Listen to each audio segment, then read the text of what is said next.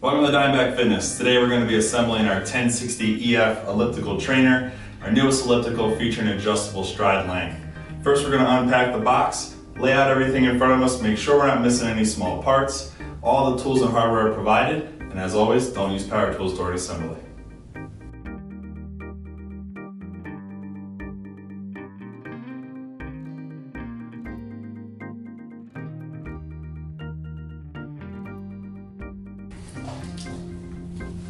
Alright, so now we've inspected all the parts and made sure everything's there, it's time to begin. First we're going to attach the levelers to the front stabilizer. Please make sure these are fully tightened before you do any adjustments. Then place the main body of the machine back in the styrofoam packaging that was originally holding the backside. We're going to remove these 4 pre-assembled nuts and then slide the front stabilizer onto the machine, connecting the middle wire and the lower wire, and then hand tighten these nuts and being very careful not to pinch the 2 wires when we're doing this. Next we're going to attach the levelers to the rear stabilizer. Remember to fully tighten these before you do any adjustments. Okay, so now it's time to attach the rear stabilizer onto the main body of the machine. We have flipped this over and put the front side of the machine into the styrofoam packaging. And we're going to remove these 5 bolts that are pre-assembled into the main body. Once we remove those, we're going to go ahead and slide the rear stabilizer onto the main body of your machine. First nut we're going to put back in is going to be this top one on the top side of the stabilizer bar. So in this next step, we're going to be attaching the support tube to the 2 stabilizers. To do this, we're going to need our hex wrench, our 3 85 bolts, 3 65 lock washers, and the 3 66 washers. So as we do this, we're going to hand tighten them. It's very important that we hand tighten the 2 stabilizers, that way we can position this and make sure the little holes line up. Alright, so now that we've put on the 2 stabilizers and the support tube, we're going to use our hex wrench and our socket piece to firmly secure all the bolts and nuts we've used in those last 3 steps.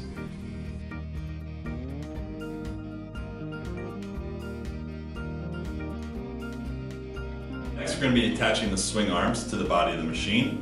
They're going to be identified with a right or left sticker, right meaning rider's right and left meaning rider's left. To attach these we're going to need a 94 bolt, a 35 tube cap, and then a 67 washer, and the washer is going to go inside the tube cap. Alright, so first we're going to remove the plastic sleeve that's covering the axle. You're going to notice a washer on the inside. Please make sure that does not come off. That's necessary in the attachment of the swing arm. We're going to fully tighten this using our hex wrench. And then we're going to repeat this same process on the left side. Now we're going to install the pivot arms. Just like the swing arms, they are indicated with a right or left sticker. We are going to use the same bolt, tube cap, and washer assembly as we did with the swing arms. Remove the plastic sleeve covering this axle. Again, there's a washer. Please make sure that doesn't fall off. Using our hex wrench, we're going to tighten the bolt, washer, and tube cap, and we're going to repeat this for the left side. Now we're going to attach the swing arm to the pivot arm. First, we're going to remove this bolt. We're going to swing this up, slide this bolt back in, and then using the wrench tool and the hex wrench, fully tighten, and then repeat this on the left side as well. Next, we're going to install the pedal onto the pedal arm. You're going to need 4 86 bolts and your hex wrench. We flipped over the pedal arm to make it easier to align the 4 bolts in the pedal. And once these are fully tightened, you can repeat this for the other arm as well. Alright, so now we're going to attach the pedal arm to the swing arm and the pivot arm. We're going to remove these 2 bolts, the nuts first, that have been pre-assembled in there. We're going to align the pedal arm and reinstall the bolt and the nut. And then once they're fully tightened, we can repeat this step for the left side of the machine.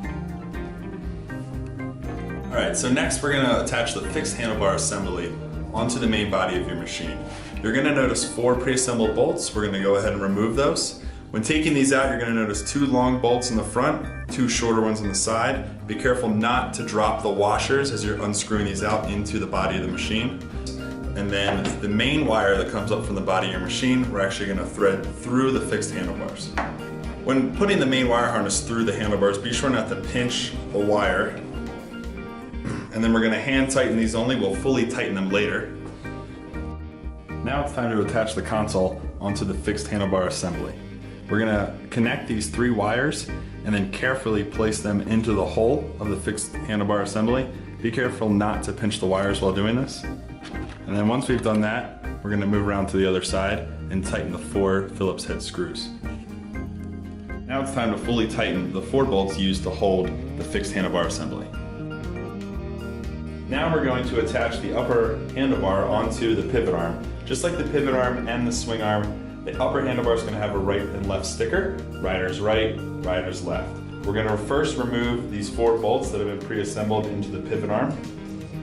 So now we're going to hold the upper handlebar on there and then hand tighten and then finish with our hex wrench to fully tighten this onto the pivot arm.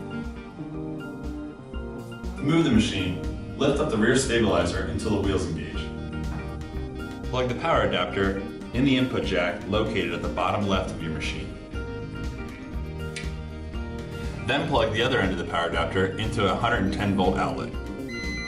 You'll hear a small beep registering the machine has power. Thanks for watching.